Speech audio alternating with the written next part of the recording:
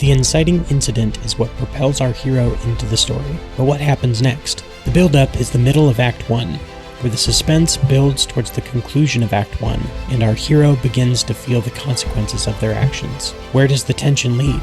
And what will our protagonist have to overcome to become the hero they were meant to be? Welcome to Writing Quest.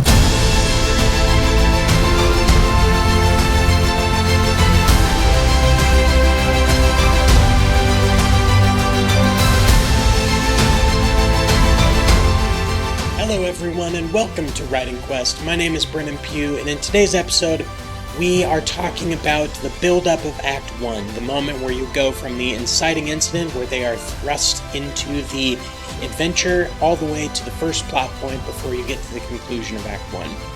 This is the part of the story where the tension starts to build, but you don't quite know who the enemy is yet, and it's a really exciting part to write. I like to think of it as the Act 2 of Act 1. Alright, so before we talk about how it relates to our story, I want to kind of talk about what the build-up is. The build-up is essentially the Act 2 of Act 1. It's where we start to see some twists, small twists, a lot of foreshadowing, and you start to up the tension in the character's mind. It's where the main characters begin to sort of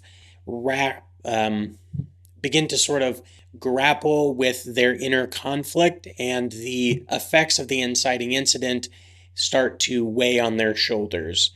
And a lot of looming danger in this part of the story, but we haven't quite revealed the main villain or even kind of gotten to who that might be.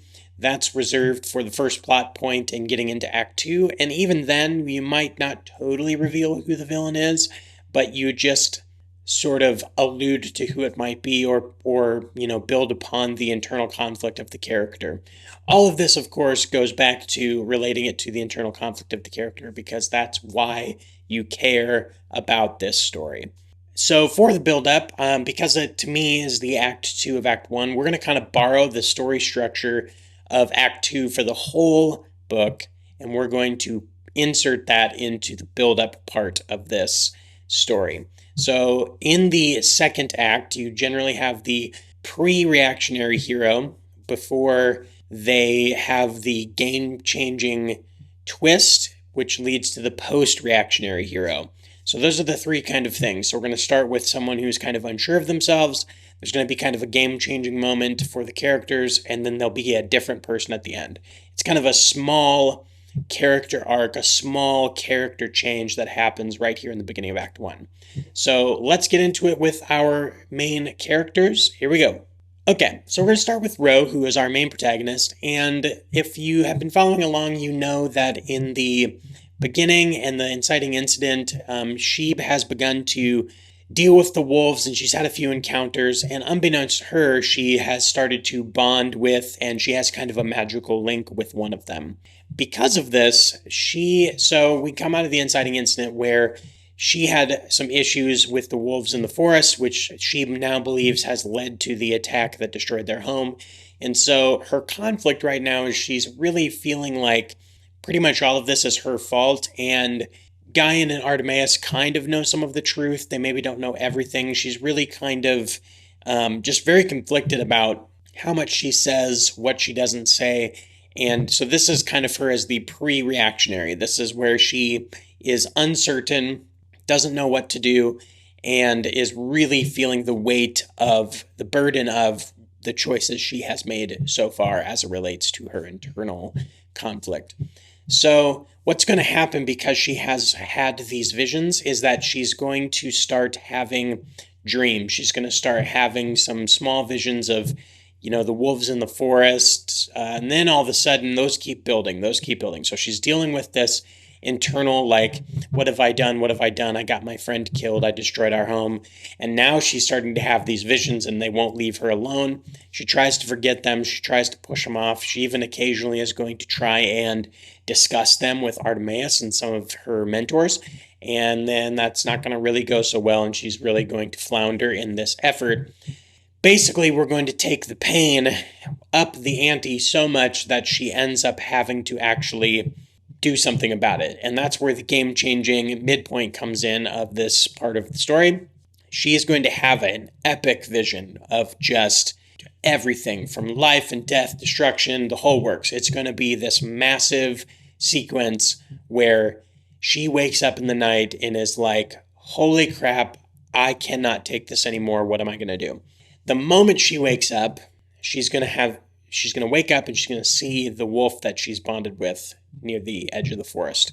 And because this vision was so intense and it's been building and building and building, that's where the game change part comes in, where she actually decides, I'm going to do something about this. So she follows, then now she becomes the post-reactionary hero, where she follows the wolf into the forest and they officially really meet for the first time and discover that there is actually this kind of bond between them that has been building between them. That's the story of Ro. So now let's move on to Artemis and the story that he's going to be going through.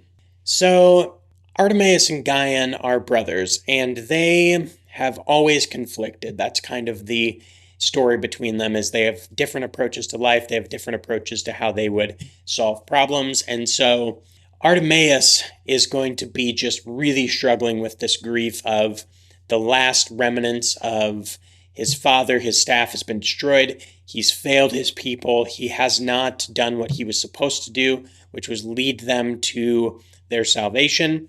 He put that off. He put them in this, peaceful place, and then it all got destroyed. He lost that connection to his father. So he's really grieving this kind of moment where he has been unsure of himself the whole time, from the moment he had to actually save his people to now, and it's just gotten darker for him. He's just totally messed it all up, and he feels super, super guilty, but also grieving that last connection to his family, to his past. It was that staff, and so now that's gone. So his brother Guyan is going to kind of see that and kind of try to console him and work with him, and they're going to have a moment, because ultimately this story, they're going to part ways. That's the kind of the plan with this, is that they're going to never really reconcile and eventually part ways, and that's kind of the duality you see where they're both mentors to Ro, and so she's kind of split between the two of like, how do I deal with the things I'm going through? And so for Artemis, this is going to be their one moment of reconciling, of like good reconciling, where they realize that they need each other. They feel that Guyan realizes how important that staff was to him and their connection to their father. And I would say that Artemis was more connected to their father when he was alive. So Guyan was less connected, but he also sees the importance of, how that worked for his brother. And so after consoling him, they, kind of bind themselves together, and that they're going on this quest together. They are, they may have had this setback, they may have been wasting time, but now they are really going for it, and they're officially going on the journey that will bring their people to salvation. So that's the game-changing moment for him. Obviously, it's going to be a lot smaller than Rose, but it's going to be this reconciliation moment with his brother, and then he becomes a little more upbeat going forward, a little more optimistic. We're going to set him up to fail, essentially, going forward with the rest of the story. Finally, that leaves us Guyan, and he's basically just the opposite of Artemis in a sense, in that his game-changing moment is also going to be that conversation with Artemis. He's going to start with, he's very angry. He's very angry this all happened. He's kind of blaming everyone. He's blaming Artemis. He's blaming Ro.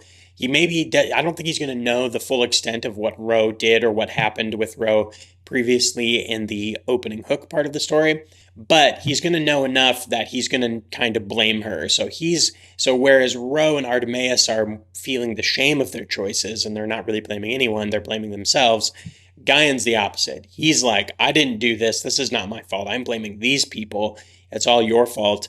And then he's going to end up talking to his brother, which they're going to basically share the same game-changing midpoint, which is this reconciliation moment where they finally kind of work through their issues for the time being, which is going to lead him as the post-reactionary hero. He's going to become he's going to apologize. He's going to talk to Ro and kind of apologize to her. And they're going to basically, it's just these miniature character stories and arcs within this first act that kind of give them a brief moment of change. It's not the ultimate change of the whole story, but it's the change in that moment for them. So to recap, I hope that helps. That is the build-up of our story. That's kind of where we're going. It's the Act 2 of Act 1, as I like to call it. And you really just start building the tension. And if you are struggling with this point, I've been struggling with it a little bit as I've been working on the outline, put some comments below and maybe we can help each other out.